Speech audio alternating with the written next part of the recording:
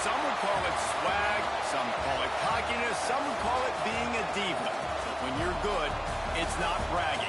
An elite wide receivers and the confidence they exude often permeates an entire team, and we're going to see a couple of examples of that in this one. Welcome between the hedges to Athens, Georgia and Sanford Stadium, home of the Georgia Bulldogs. As we'll see the #2 team in the country, the Texas A&M Aggies, taking on a team that ranks in the top 5 in this conference, the Georgia Bulldogs. For EA Sports College Football, I'm Reese Davis, joined here in the booth by a couple of legends, and yes, we do use that term loosely. David Pollack from the University of Georgia and former Gator Jesse Palmer. Guys, let's get down to the field. Georgia likely to kick it deep to get things started.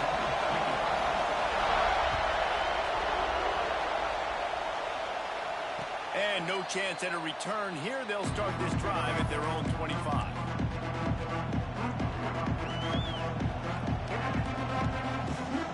This is what we expected. This crowd ready to make its presence known. Toss to the left. Out of the crowd, and now he's got room. Crosses the 30 to the 31 and a 6-yard pickup. Guys, let's take a second here and think about Texas A&M. Top 5 up to this point is really good, and staying there as we get closer to the playoff, it becomes a huge challenge. They just need to focus on winning right now. They're in position as a top 5 team to reach the college football playoff, but you've got to keep winning, and that's got to be the mindset. And coming into today, they have to bring their A game to the field. And we're still in the middle of the season, so there's so many ways to still make a good impression for this squad, and we still have conference championships for some. We have great matchups that will decide, just like we've seen in past years, right? Comes down the stretch, who's playing the best. They'll line up right at the 48-yard line on 1st and 10. Looking to throw, it's Reed. Receiver wasn't ready for the throw, incomplete. This crowd bringing the energy and noise early. Here's the handoff. Listen, you got to be able to know what protocol and what hole to go through. Like the line blocks for a certain hole. Good job getting through the hole, getting what was blocked, getting a nice positive gain, making your situation really good on the next down. This dog crowd is off the leash, and they are coming after them, bringing noise on 3rd down. And he just needed a few inches, and he didn't get it. The defense denies this offense.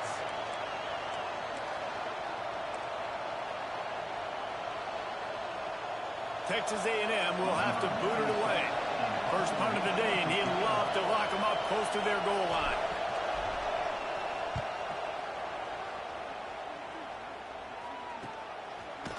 Really good job by the coverage team to make the stop, and that's where they'll put it in play.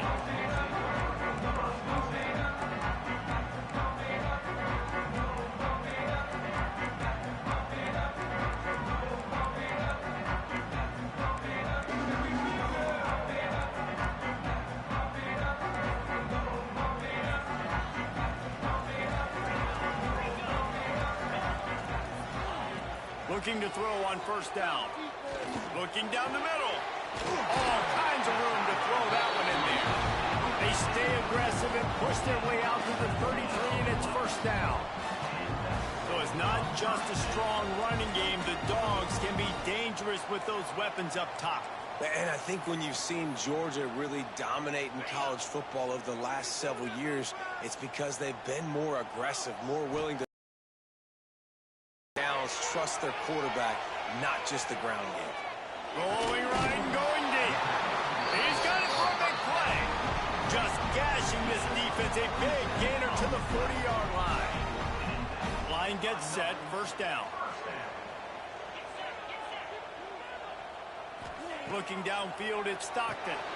The screen, and watch out. And this one will be stopped for no gain. I'll tell you, I just don't like throwing wide receiver screens against press man coverage. Receivers are not great blockers, and they just couldn't get it done there. And as a result, the offense actually loses a couple of yards. Backed up now. Here's 2nd and long. Wants to adjust the pattern.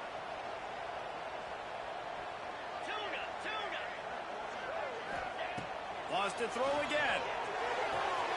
The quick out. And they pick up just a few on that completion. Well, the offense trying to attack the perimeter of the field in the passing game. And how about the sweet feet by the receiver on that play? Who doesn't like a little dash of the arts with their football? A little ballet moment there. That pass is well off target. He got hit as he was trying to throw, and they can't convert on 3rd down. They'll try to put 3 on the board as the field goal unit comes on. And he's going to have to get into this football. This is a 53-yard attempt. It's good. And the first points of the day come on that field goal. Well, that kid just showed off his hammer for a leg, 50-plus, and he did it with ease. If you can do that, I don't know why you don't do it every time. Reduce the risk. Banged it out of the back of the end zone. They'll put it in play at the 25. So here comes the Texas A&M offense back onto the field. They're going to need to get something started, finding themselves in a 3-0 hole. He'll start this drive firing. He's got him. Few things on offense as reliable as a tough power back as he plows his way ahead to the 33.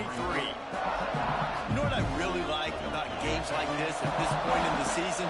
You find out who you are. You find out whether you're going to stay in the race.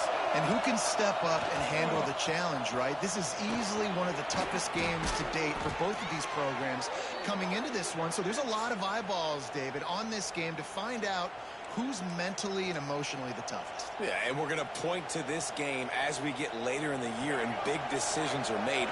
You've got a top 25 win. You beat them in the middle of the season, X, Y, and Z, so these are big for the resume. Caught in the backfield, it's Concepcion. And the defense settled in to stop that one for a short gain. This quarterback right now is in a groove, and he's doing a nice job in pre-snap. He's reading the coverage, and he's getting an idea of where he wants to go with the football. That's why the ball's coming out of his hands so quickly, and that's why he seems like he's in a great rhythm right now. And the timing just a hair off.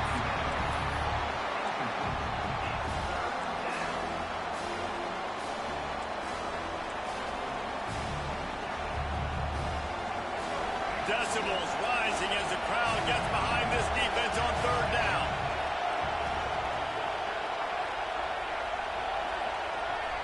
Scanning the field, it's Reed. Got a man, it's Bussey. Steps out at the 34-yard line. Big pickup on that one in this offense within striking distance. Obviously, 3rd downs are so critical because you get an extra chance to wear that defense out. Great job by the offense. Great job by the quarterback completing the pass, getting the 1st down, moving the sticks, fresh set of down, continue to wear on this defense. When you think Texas A&M football, man, you think running the football all the way back to R.C. Slocum, a great Aggie head coach. You just want to be the more physical team, and you want to be imposing your will. This guy right here toting the rock has the ability to wear and grind on defenses. He brings that physical presence to this offense.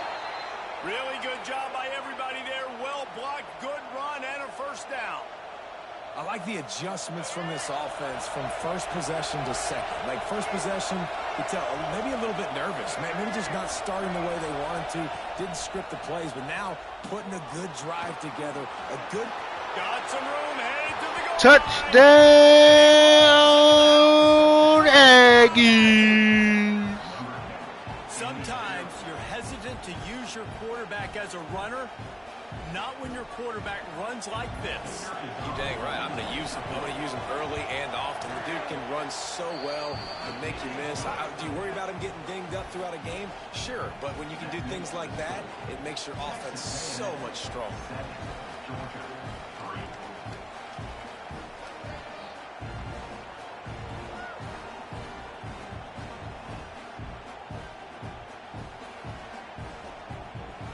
Kickoff unit on the field, and this defense will be called on to protect this lead.